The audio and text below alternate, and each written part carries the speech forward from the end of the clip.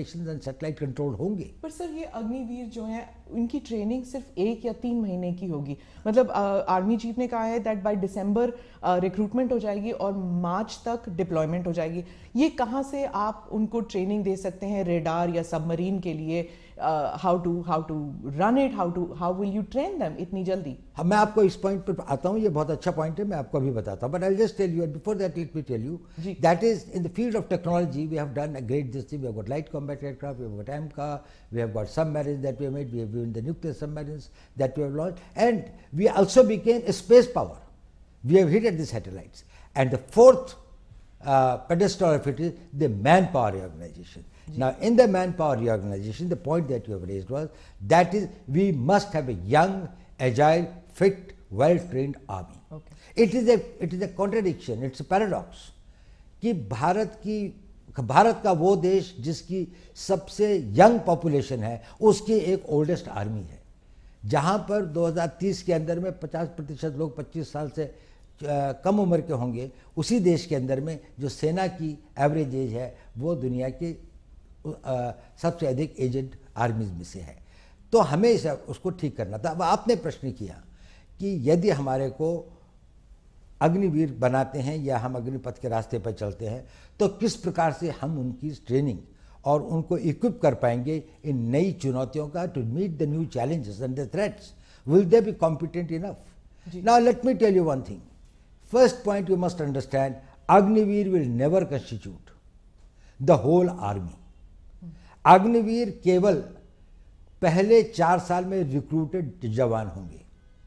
बाकी लोग जो होंगे जिनका की प्रोपोर्शन एक बहुत बड़ा होगा वो अनुभवी होंगे, they will be experience, they will be trained and other, and these Agniveer, those who become the regulars eventually will go through more intensive training, will acquire the experience, will become more battle worthy and more experienced over the period of time.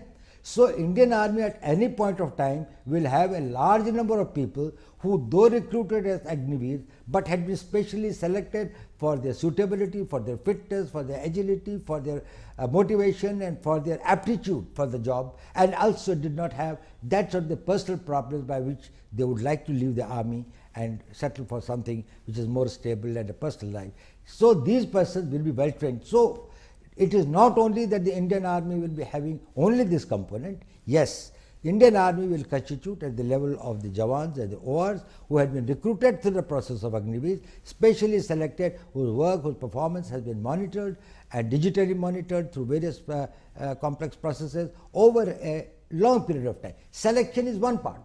Even when you select people who are physically fit and others, it's a very small thing. But when we observe them over a longer period of time, we are able to see that what sort of material do we have which will make the ideal soldier for the future. Imagine the army of 15 years hence, in which all those who have been recruited have come through the special 4 years probation period and then gone and joined the army.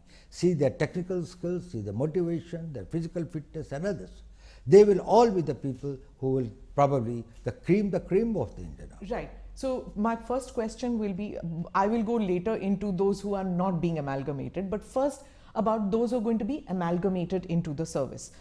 There's already a system of your regiments and corps. Will it not demotivate somebody who has gone through the NDA, who's gone through the rigorous training process earlier, and then they'll see them as Johnny come latelys, abhi aaye hain, abhi fauj mein ghus gaye hain, and they're already getting the benefits that we were getting, but we had to put in so much more hard work. So will it cause a disruption, and will they be seen as lesser soldiers?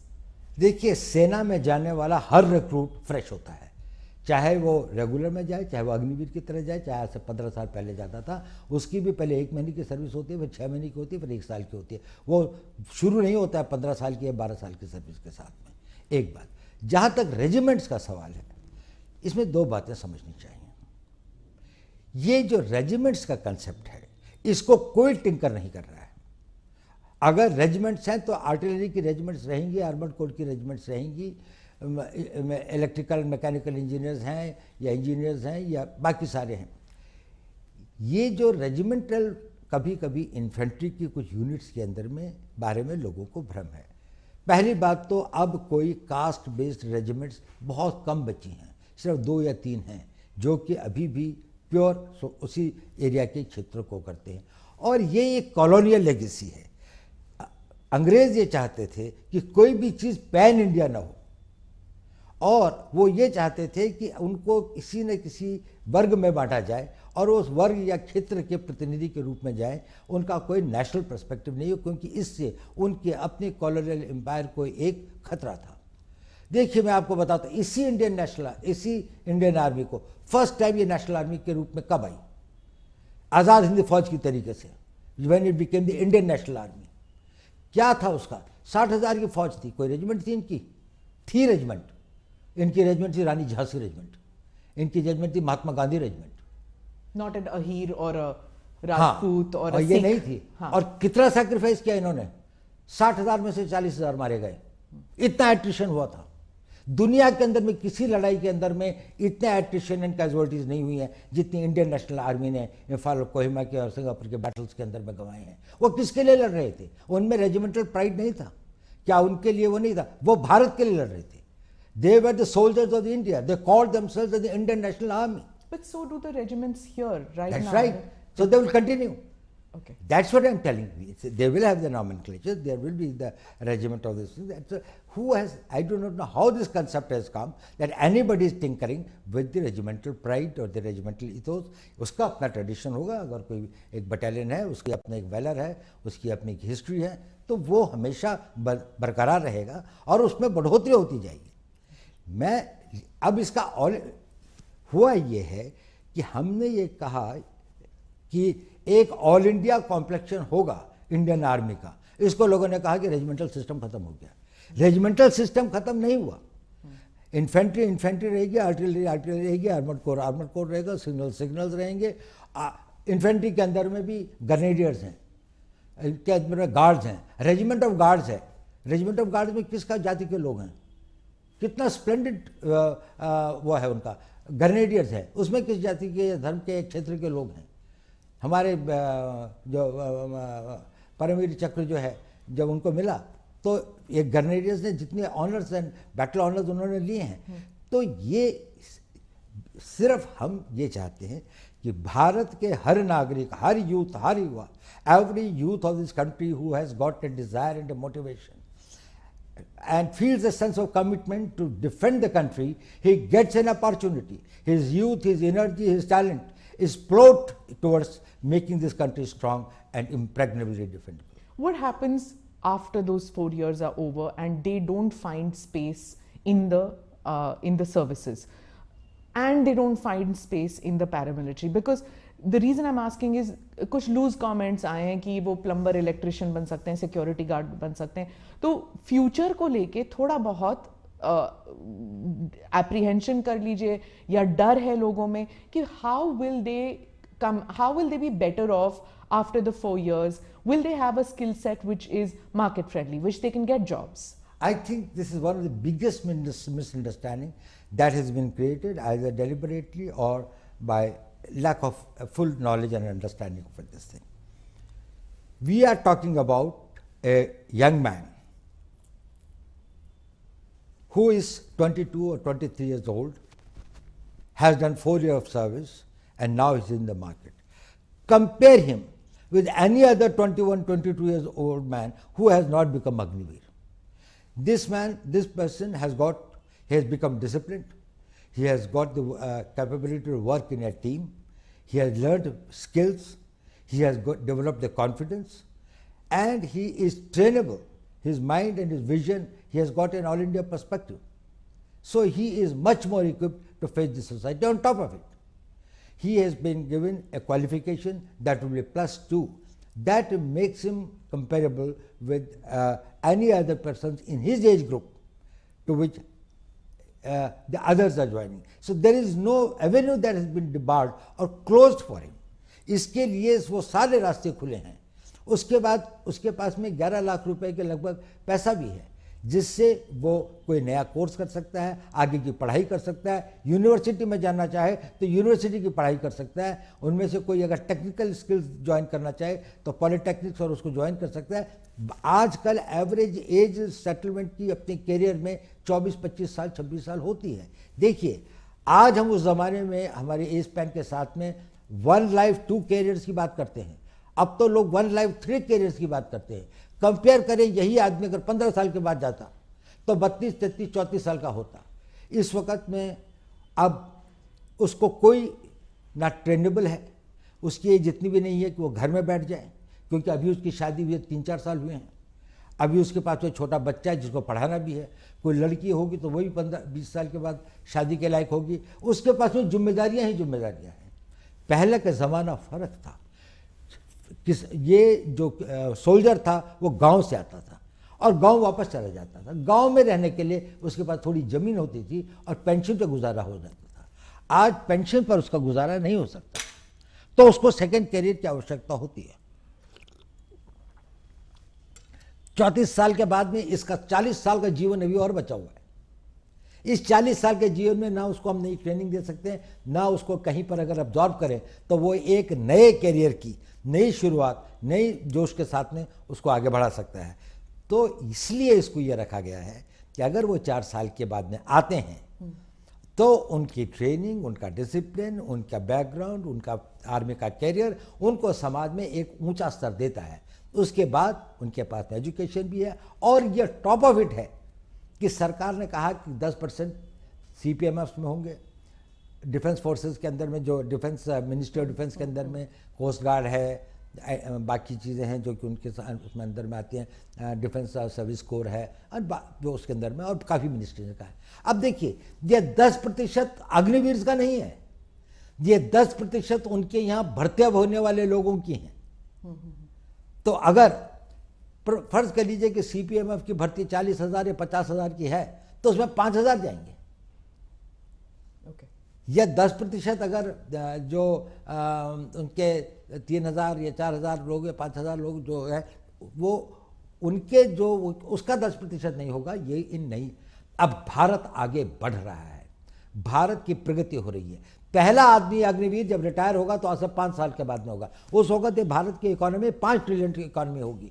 Private sector एक नई गति और नई दिशा के साथ में आगे बढ़ेगा। डिफेंस इंडस्ट्रीज जिस तरह से बढ़ रही हैं, बहुत सारे ऐसे काम होंगे। डिफेंस पब्लिक सेक्टर अंडरटेकिंग्स के अंदर में जिस प्रकार से विस्तार हो रहा है, कंट्री के अंदर में मैन्युफैक्चरिंग बढ़ रहा है, उनको लोगों को ये लोग चाहिए जो डिसिप्लिन्ड हों, ट्रेनेबल हों और जिनके साथ जिनके पास में उम्र हो।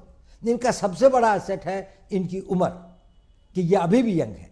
इस उम्र में कई लोग अभी भी अगर जाए पॉलिटेक्निक के अंदर में लोग भर्ती होने के लिए जाते हैं तो उनमें से कई लोग 22, 23 साल के होते हैं, 2 साल 3 साल का कोर्स करते हैं। उसके बाद वो अपने लिए एक मैन्युफैक्चरिंग जाए, कोई कंप्यूटर का कोर्स करते हैं, 2 साल का कंप्यूटर का कोर्स करें। इंफॉर्मेशन टेक्नोलॉजी के फील्ड में इतने वो हैं, तो इनके लिए स्थान ज़्यादा होंगे। इनका भविष्य टोटली सुरक्षित है और इनको किसी प्रकार की चिंता करने की बात नहीं है, क्योंकि इनके पास में 22 साल की उम्र है, इनके पास में 4 साल देश की सेवा करने का एक सर्टिफिकेट है, इनके पास में एजुकेशनल क्वालिफिकेशन की एक वो है, और उसके अलावा इनके पास में एक ऐसी धनराशि भी है जिससे इसको इन्वेस्ट कर सकते हैं। और अभी इनकी इनकम्बेंसीज नहीं है, अभी इनके परिवार नहीं है। जो ट्रेनिंग के लिए चाहे तो कोई मद्रास जाना चाहता है, कोई कश्मीर जाना चाहता है, कहीं भी जा सकता है, वो मोबाइल है। जब वो 34 साल की उम्र में आप उसको भेजते हैं, उसके साथ सबसे बड़ा अन्याय है, क्योंकि ना तो वो घर बैठ सकता है, ना लोग ऐसी जगह पे जा सकता, अपने क्षेत्र से बाहर भी नहीं जा सकता। आई गेट दैट अबाउट कि जब वो बाहर निकलते हैं। Now the thing is that आप खुद गांव से हैं sir, you are a son of an army person, you have worn the military uniform, the police uniform, you've been awarded the Kirti Chakra, military honor for a policeman. You understand that when you go back to the village, the respect that a uniform gets. Now many in the villages are saying कि ये 4 साल के छोकरे बाहर निकल के आएंगे, they will not be given the same respect, that वर्दी will not have the same honor, the respect that it had, because it doesn't carry with it the weight of national service over decades. मेरे ख्याल से ये भी पूरा भ्रम है। गांव के अंदर में अभी भी इनकी उतनी प्रतिष्ठा और इज्जत और सम्मान होगा, गांव में नहीं, गांव के बाहर भी। ये देश की एक बड़ी भारी निधि होंगी। ये इतने हजारों की संख्या में जो ये बच्चे होंगे, जब ये ओवर द ईयर्स समाज के भिन्न भिन्न भागों में जाएंगे, when they will go and man positions in different walks of life, they will bring with them the work culture, the ethos, the values which they have imbibed in army. Army has sent them in as a totally transformed persons. So they will be the great harbingers of the change. वो परिवर्तन को एक नई दिशा देंगे। और ये जो लोगों को भ्रम है कि इनका सम्मान और इनका वो नहीं होगा, ये बिल्कुल गलत है। मेरे ख्याल से अग्निवीरों को उतना ही सम्मान होता है। आज भी कितने लोग अपनी कोशिश करते हैं, पारिवारिक कारणों से सेना को छोड़ के कभी कभी आना पड़ता है। कुछ लोग हमेशा से पहले कलर सर्विस कितनी थी, 1962 तक तो 7 ईयर्स थी। उसके बाद में भी समय समय पर इसने ये कहा गया है कि इसको वो किया जाए। तो 7 ईयर्स की कलर सर्विस के बाद में जो आदमी जाता था उसको क्या सम्मान मिलता था, इसको अधिक सम्मान मिलेगा क्योंकि इसके पास में आगे का कैरियर भी है। Sir, agar if this scheme was so overdue, so necessary, keeping in view that wars have changed, the nature of wars have changed, and the nature of the requirement of manpower has changed for India. अगर ये इतना overdue था तो इसके against इतने protest, इतने sudden protest क्यों हुए? देखिए ऐसा है, इसमें दो तरह के प्रोटेस्ट या अपोजिशन है मैं कहूँगा। एक तो ये है जो कंसर्न है, वो देशभक्त भी हैं, उन्होंने देश की सेवा भी की है और अपने जीवन का बड़ा भाग जो है देश के लिए अपनी जानों की बाजी भी लगाई है। उनको फियर ऑफ अननोन है और जब भी कोई परिवर्तन आता है, any time that a change comes, उसके साथ में जुड़ी हुई anxieties and fears are always there. कुछ भय होते हैं, कुछ आकांक्षाएं होती हैं, कुछ अनागतवती चिंताएं होती हैं जो आदमी को घेरती है। इतना बड़ा परिवर्तन, इतना बड़ा चेंज हो जाएगा तो कहीं ये तो नहीं सब कुछ पलट जाएगा।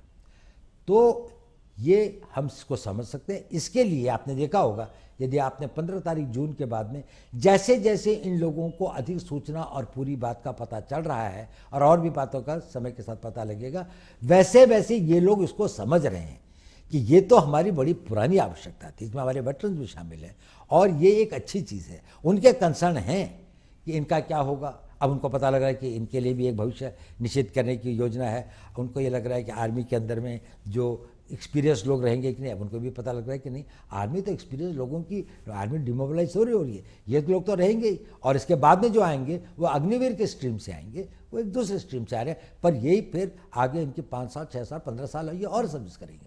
तो उनकी वो जो भय और आकांक्षाएं हैं उनमें धीरे धीरे कमी आ रही है। एक दूसरे वर्ग है, उसका ना राष्ट्र से कोई मतलब है, ना राष्ट्र की सुरक्षा से कोई मतलब है, ना वो राष्ट्र के प्रति इतने समर्पित हैं। उनके they are conflict entrepreneurs. What they want is that they want a conflict in the society. They would like to create anything which is close to the anarchy. Now these are the person who will go for stone throwing, demonstrations, burning the trains and others, not what is the cause. But wherever there is an opportunity, they think that they can emotionalize or mislead the people or they can have this thing. जो अग्निवीर बनने वाला होगा वो ना किसी प्रलोभन में आता है, ना वो किसी से बहकाया जा सकता है, ना वो किसी के द्वारा दुष्प्रचार के लिए प्रेरित किया जा सकता है। ये जितने लोग हैं, मुझे नहीं लगता कि ये वो लोग हैं जो कि सेना के लिए और सेना में जाने के लिए बहुत इच्छुक है या जिनके पास में एक साइकिक मेंटल सेट है। वो अपने घर में बैठ कर तैयारी कर रहे होंगे। Didn't the security establishment anticipate कि ऐसे conflict entrepreneurs जो आप कह रहे हैं that they will make use of this scheme to mislead people and to cause street unrest? Well, something was anticipated as well also, because we thought that, well, these people who have got a vested interest, they have got vested interest because some people are making money through the coaching centers. They have vested interest because they would like to discredit the government on any count. There are some vested interests who would like the youth to be provoked against the establishment and others. We had it, but then it's a democracy. We cannot take the action and we cannot do this thing. But once they take and transgress those red lines where the limits of their freedoms start undermining the country's national security or internal security or the law and order or the peace of the country, certainly the action is taken and has been taken. So you think that in your opinion street protests are justified to a certain extent in a democracy? Do you agree with that? Well, I think that the protests or the raising a voice, expressing your thing is justified and is permitted in a democracy. But this vandalism, but this violence, it is not permitted and will not be tolerated at all.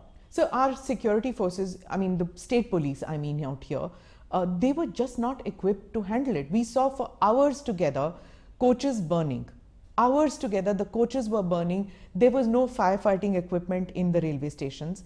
Railway police हम सिर्फ देखते हैं marching, but वहां पे कोई railway police नहीं थी. 4-5 घंटे trains were burning. We've seen protests with regard to, the earlier protests also. 1 week they've been going on with regard to prophet remarks or with regard to anything.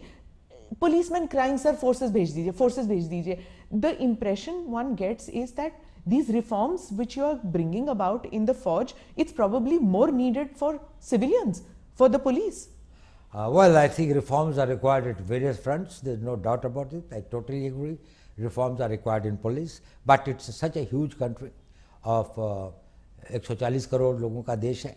इसके अंदर में कहीं कहीं जब कोई घटनाएं होती हैं, उसमें कहीं पर पुलिस की गलती होती है, कहीं पर सर्कमस्टेंसेस ऐसे होते हैं, कहीं पर सूचना का अभाव होता है. These are the things that it happens. They should be investigated, they should be corrected, lessons should be learned to see that they are prevented. There is no justification in case the violence takes place. So, आप conflict entrepreneurs की बात कर रहे थे. As far, I understand that you cannot divulge much about it, but आपने coaching centers की बात की. Is there also a political element that was funding maybe, or that was pushing these young men onto the streets to pick up stones? Well, in many cases the FIRs have been lodged. Wherever there have been incidents of violence, people have been identified. There have been TV cameras and others. Probably it's only after the due investigation that we can say that which were the forces behind it and who did it and why did they do it. And I would not like to preempt something or presume something, but I think the investigations must be done very thoroughly. So, because there are some politicians who are saying, and this is across the country, many politicians feel कि ये जब अग्निवीर बाहर आएंगे, they could be mercenaries for hire. It could pose a risk, law and order situation in their states also. So, is that fear valid, or would you just dismiss it? It is totally invalid. I have been in the business of security for last 55 years. I can tell you, if there is any guarantee in the society to keep peace, stability, rule of law, it will be the citizenship and the civilian population of this country who have to become law-abiding. And you will find the best of the law-abiding citizens in this youth who will not only abide by the law, but will make others and will be the harbingers and the nucleus of the people who will have a national sentiments, who will protect the national interest and create that environment. An environment of this thing is a creation of the undisciplined minds. People have got no sense of commitment, जिनका ना राष्ट्र से प्रेम है, जिनका ना समाज के प्रति कोई उत्तरदायित्व है, ना जिनके अपने प्रति कोई इस प्रकार का उनका ध्येय या लक्ष्य है कि हम राष्ट्र के निर्माण में क्या कर सके. ये लोग अच्छे लड़के होंगे, फिजिकली फिट होंगे, उसके बाद 4 साल की ट्रेनिंग में केवल इनके शरीर ही नहीं बढ़ते हैं, इनके मस्तिष्क के अंदर में भी एक ट्रांसफॉर्मेशन आता है. उनका सोचने का तरीका फर्क होता है, उनका एक नेशनल पर्सपेक्टिव बनता है, एक ऑल इंडिया पर्सपेक्टिव बनता है. जब ये समाज में जाएंगे और बड़ी संख्या में ओवर द ईयर्स समाज के, सरकार के, प्राइवेट सेक्टर के विभिन्न अंगों में जब ये होंगे तो ये अपने चारों तरफ, अपने परिवारों में, अपने गांव में एक ऐसे वातावरण का वो करेंगे और एक इस प्रकार की फोर्स की तरीके से इमर्ज होंगे जो कि हमारी इंटरनल सिक्योरिटी के लिए एक बड़ा भारी एसेट होगा. और इंटरनल सिक्योरिटी जो है वो बहुत आवश्यक है हमारे राष्ट्र की एक्सटर्नल सिक्योरिटी के लिए. But sir, don't you understand that और don't you see the fear that ये जो इंटरनल सिक्योरिटी को जरा भी डिसरप्ट किया जाए, इवन इन पॉकेट्स, जैसे आपने CAA स्टर में देख लिया, उसके बाद हिजाब रिमार्क्स हो जाती हैं, may be not the hijab and the prophet remarks, but CAA stir and the agriculture reforms की जो लॉज थे, अगर इसमें क्या होता है that the word goes out that on the street that if you push the government, if you push the security establishment to a certain extent with street protest, there could be a roll back. So, is there any chance that because of these street protests, there could be a rollback to the Agneepath scheme? There is no question of any rollback. There is no question. Let me tell you one thing. This is not something which is a knee-jerk reaction which has come overnight. This has been being debated and discussed for decades. In 70s, we had General Krishna Rao Committee, of which General Sundarji, General Chibbar, they were the members. They talked about reorganization and reforming of the army, including the manpower policy, technology and others. So you're talking 40 years back? No, not only that. It is not only 40 years back. Then there was this thing of the Arun Singh Committee report in 1989. Then there was a group of ministers, this thing. Arun Singh Committee would be 30 years then. So what you're telling me is systematically there have been... No. Every time it was being felt, there was this thing of the Subramanian Committee report, the Kargil Committee report. So again, that is 30 years. Again, then there was a group of ministers report. Okay. And then all these consistently had a refrain, go for a young army.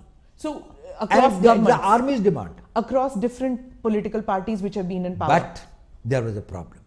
While everybody realized that it was necessary, nobody had the will and the ability to take the risks. I'll tell you an example.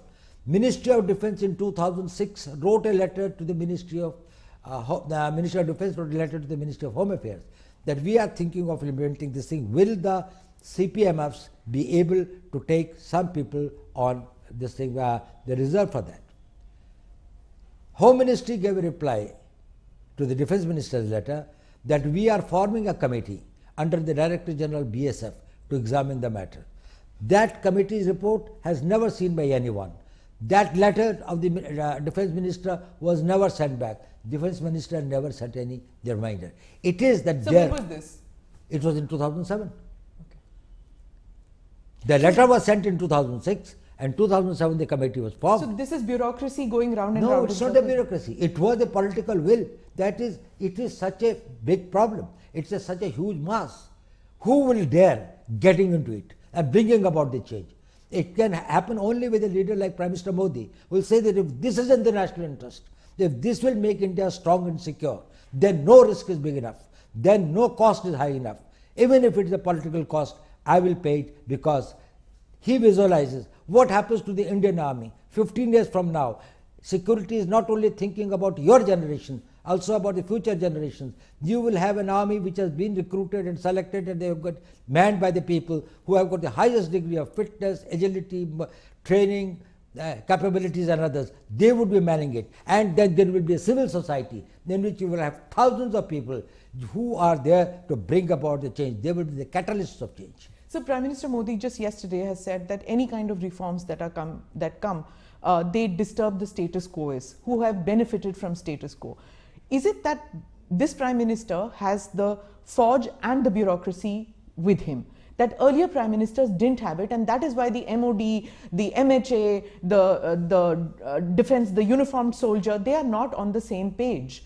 Is it that the earlier Prime Ministers didn't have it and this Prime Minister has it? Well, yes, this Prime Minister, firstly, he has got a very clarity of vision, and he has got the ability to take decisions. He is very right in telling that all status quoists will have some doubts, will have some genuine fears. It requires a certain clarity. There is a lot of clutter and confusion, and to take it out, you need a very clear-headed leadership. When he is clear-headed, people down the line also become clear-headed. Probably the earlier regimes created a muddle because they themselves were not clear. What did they want? What transformation they want to bring about? And what is the cost, and are they prepared to pay that cost? With the Prime Minister, I think the entire army, and let me tell you one thing, late General Rawat, he is not here, he was one of the persons who was spearheading it very this way. Successive army chiefs in the last few years, I think it has been going on for last 3 years or something like that, that we had been deliberating and thinking and this thing like that. I had seen large number of meetings over this thing and others. Smallest point, smallest detail has been gone into, and there is a total support, there is a total commitment, there is a total desire and also an enthusiasm about bringing about this change. These doubts were in our minds also. We resolved those doubts. Okay. We tried to find out how we can minimize that, how we can mitigate the possible threats and the dangers. So you've been with Mr. Modi since he took office in 2014. There's been a doctrinal shift in India's relations with Pakistan since he's become Prime Minister, since you've been the NSA. You've seen several regimes change in Pakistan. Do you think, from a security perspective, is it possible for this kind of I will not talk to you, you have to stop terror, till then I will not talk to you. And can nations prosper with that attitude going forward? I'll tell you one thing. We cannot have peace and war at the choice of our adversary. If we have to protect our interests, we will decide when and with whom and on what terms we will have peace. When our core interests are involved, there is no question of peace at any cost. There has got to be a peace. We want very good relations with our neighbors, Pakistan included. We would like to have good relations with them. We would like to have very normal relations with them. But certainly the tolerance threshold for terrorism is very low. We certainly would not like to make our citizens as sitting ducks for the terrorists who come and this thing. Thank God, and I think I must this thing to the God. In last 8 years, this country has not seen any terrorist this thing except Jammu and Kashmir, which has been this thing of a proxy war. So it's a different type of a proxy war. Just before that, say between 2005 to 2014, we had Bombay, we had Pune, we had Kanpur, we have got Delhi, we have got this whole range of this, Bangalore, Ahmedabad and other. What was the whole range of this thing the country was being this way? If we were not firm, if we were not very decisive, if we did not have the clarity, we will fight it. And we will not beg for peace at any terms. So you spoke about Jammu Kashmir, so I have to say this because we saw that when Article 370 was taken back, you went there. You went to Kashmir, you spoke to the people. We saw that happening. What do you have to say to people who are victims of these lone wolf attacks which are happening? Yes, I agree that that terrorism as such from Pakistan is gone, but then these are these lone wolf attacks, soft targets which are going. How will you cope with that? How will terror end in every form in Kashmir? Well, this is a problem of security, and we are dealing with it, and we are dealing with effectively. Firstly, you must understand one thing. Post 2019, the mood and the temper of the people of Kashmir has totally changed. People are no more in favor of Pakistan, in favor of terrorism, in favor of this thing. You can see. Where is Hurriyat today? Where are those Bandh calls? Where is this Friday Hartals? They have all gone, this thing like that. But some individuals, some young boys who are misled or who are this thing, they are getting into this thing. We are doing our best to persuade them. Their families are trying to persuade them. A lot of change has come about, but still there are few persons and some individual tanzeems, the militant organizations and others who are still operated and go by a mistaken notion of their beliefs or whatever is that they want to be the Fidains and they want to come. They do create problems for us. We are fighting them. And we are fighting them with total resolve.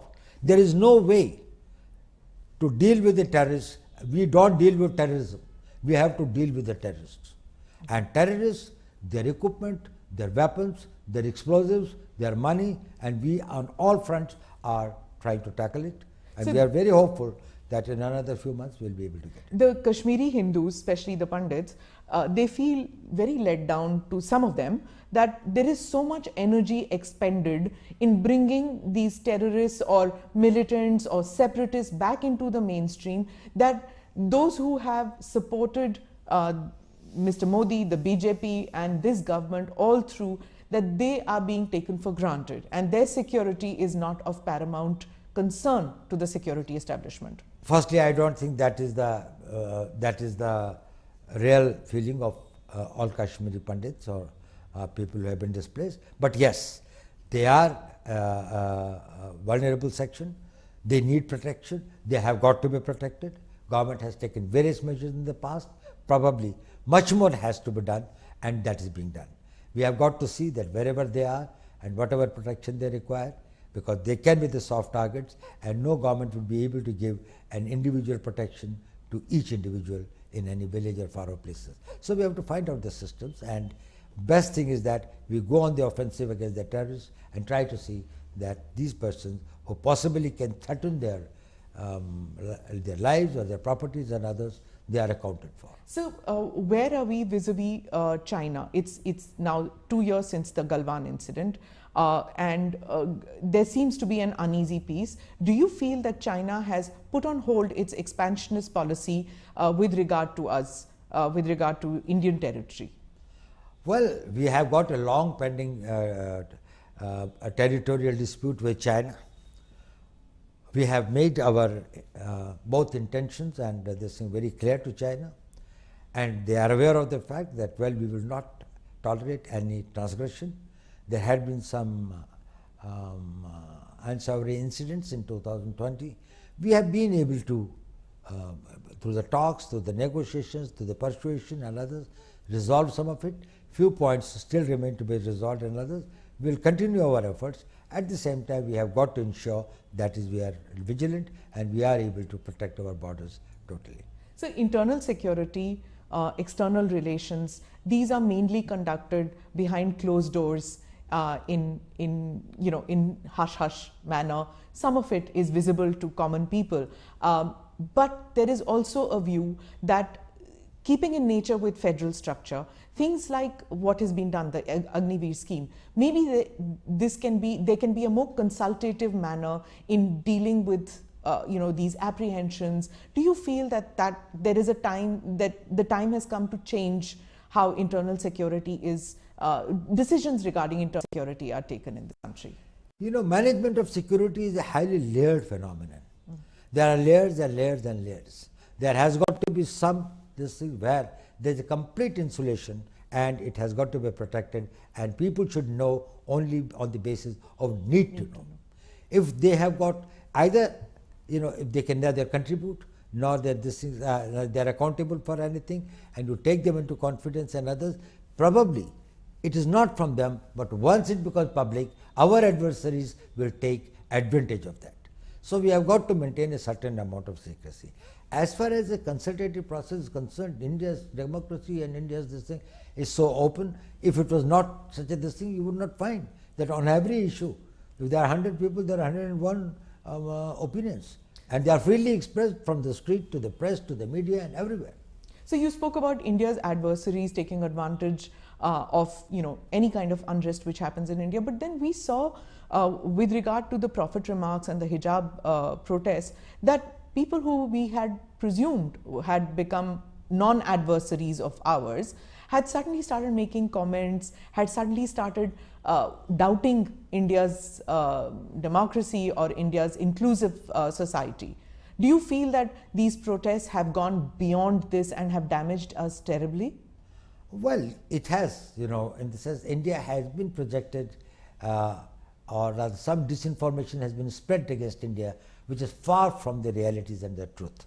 And probably there is a need for us to engage them, to talk to them and convince them. And you would have found that, well, wherever we have gone or wherever we have engaged with the concerned people, both outside and inside, we have been able to convince them and try to find out this thing, and it will subside. But it happens. When people get emotionally aroused and others, sometimes their behavior is little disproportionate to the actual event, but it is the same. Does it put the security establishment on a back foot when these kind of street protests take place on very sensitive topics like the Agneepath scheme? Well, I don't think that it puts this thing. The only thing is when the law is transgressed. If there are protests, if there is a point of view that people want to have this thing, they have got the right to dissent. In a democracy, that is a right that should be honored, and that should be it should be given ample space. But when it starts hurting the national interests, when it starts undermining the national security, when it starts threatening the life of a law-abiding common citizen, when it starts causing pain to him, it becomes intolerable. And this is what our law says, this is what our constitution says, and that is why the law enforcement agencies are bound by the law, they are bound by their oath to protect the people, to protect their interests, to protect their properties, and not allow the miscreants and the anti-social and the anti-national elements to make better of the society. So as I wrap up, I just have one question on Afghanistan and the recent attack on Sikhs out there, and India giving visas to them. Where is it going now? How are Hindus and Sikhs and other minorities, will they find home in India? Will there be, will we increase the number of people that we take from Afghanistan into India? What happens with CAA? Will that come into force? Well, I think it's very clear. CAA very clearly says that in our neighborhood, in case any of these the minorities there are on the basis of their religion are persecuted, we will give them. We have given the visas to a large number of Sikhs, and I think as the flights are available, they will be, some of them will be coming back, and others who will apply probably will look at their cases very, very sympathetically. So it was a very unfortunate incident. It should not have happened, but there are forces, that terror and this thing, violence, they are the things in which we have to live with in the modern times. But Government of India is doing everything, and it has assured the Sikhs there and the Hindus there. I think there are very few Hindus left there, but they have assured them that India will stand by its commitment and by its assurances. So towards the end, do you have any message for youth who feel disillusioned and disheartened that maybe some of them were part of the protest, regret it, and would like to take the Agniveers? Is it over? Are the doors shut for them? Well, as far as the message to the youth is concerned, ये message बड़ा clear होना चाहिए कि सेना में जो लोग जाते हैं वो केवल पैसे के लिए नहीं जाते, वो एक जज्बे के साथ जाते हैं। उनमें देश प्रेम होता है, उनके अंदर में राष्ट्र की भक्ति होती है, उनके अंदर में यौवन की शक्ति होती है। वो इसको इन्वेस्ट करते हैं अपने आप को और सोचते हैं हम देश के लिए क्या कर सकें। अगर वो भावना नहीं है तो आप इस करियर के लिए नहीं बने। इसमें केवल हम उन्हीं यूथ को चाहते हैं। आपकी ट्रेनिंग कितनी है, आपकी फिजिकल फिटनेस कितनी है, यह आवश्यक है, लेकिन इससे भी ज़्यादा आवश्यक है कि आपकी मानसिकता क्या है। तो अगर कोई भी यूथ अग्निवीर बनना चाहता है, और मेरा सारे यूथ को इस देश के से यही है, मेरा मैसेज यही है, पॉजिटिव हो, be positive, have faith in the nation, have faith in your leadership, when you join the army and others, the leadership there, have faith in the society and have faith in yourself. That is the most important thing. Swami Vivekananda कहते थे, पुराना धर्म कहता था कि नास्तिक वो है जो ईश्वर में विश्वास नहीं करता, नया धर्म ये कहता है कि नास्तिक वो है जो स्वयं पर विश्वास नहीं करता। अगर आपको अपने ऊपर विश्वास है तो आपकी फिजिकल फिटनेस, आपकी मेंटल फिटनेस, आपकी ट्रेनिंग, आपकी और आपकी आयु को देखते हुए आपके लिए सारी दुनिया पड़ी है। You can conquer the world, the whole world is for you. अगर आप डिमोरलाइज्ड हैं, अगर आपकी नेगेटिव थिंकिंग है, तो आपको सारी चीज़ें पॉजिटिव होते हुए भी भविष्य अंधकार में दिखेगा। भविष्य में आस्था रखिए, अपने में विश्वास रखिए, और आपका भविष्य बहुत उज्जवल होगा। धन्यवाद Doval ji, thank you so much for speaking with us.